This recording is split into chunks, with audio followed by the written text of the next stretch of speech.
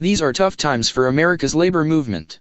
The unionized portion of the workforce has been dropping steadily for decades, down to about 10% in 2017, about half the percentage in 1983, and less than a third of the share it claimed in the 1950s. Politically, labor has suffered as much as any Democratic constituency from GOP dominance in both federal and state governments.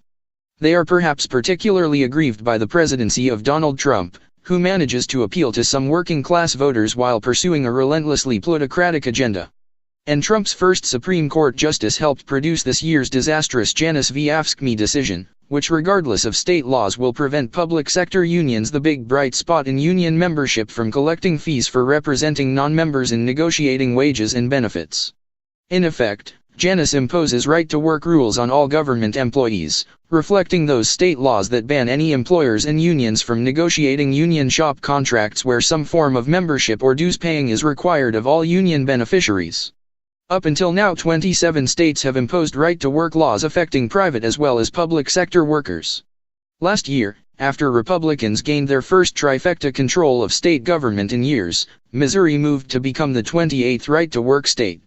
But then union activists successfully circulated a petition to make implementation of the law contingent on approval of a state ballot initiative, and the battle was on. Then Republicans counter-mobilized to move the ballot initiative from the relatively high turnout general election in November to the August 7th primary, probably figuring they had pulled off a definitive coup. It's unclear how the vote will go.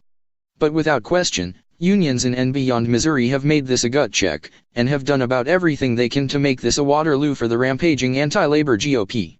As the Wall Street Journal, probably unhappily, reports, the drive to defeat Proposition A, implementing the right-to-work law, has outspent and outorganized its opponents. Labor groups collected more than 300,000 signatures to put the issue on the ballot, more than the 120,000 required. AFL-CIO President Richard Trumka said unions knocked on more than 500,000 doors to persuade voters to undo the law. A union-backed group in the state has spent $15.2 million ahead of Tuesday's vote to undo the law passed by the Republican-led legislature in 2017, according to the latest filings with the Missouri Ethics Commission. That is nearly 5 times the $3.2 million spent by two groups that support the law, which allows private sector workers to opt out of paying union dues or fees. The talk among union folk in Missouri is upbeat, and the national implications are lost on no one. As the Associated Press notes, the timing of this is essential. I think everyone wants to write the labor movement's obituary, National AFL-CIO Secretary-Treasurer Liz Schuler said. But, it's going to energize and activate us and show that we fight back. As the Journal observed, if unions succeed in Missouri, it would be the first time voters reversed a right-to-work law, and in fact, just the second time a state revoked such a law. The first, Indiana, repealed its law in 1965 but then eventually reimposed it in 2012. So the "No on Propa" campaign is fighting a lot of adverse history. But at this point, the labor movement has little to lose but another battle in a long war for survival.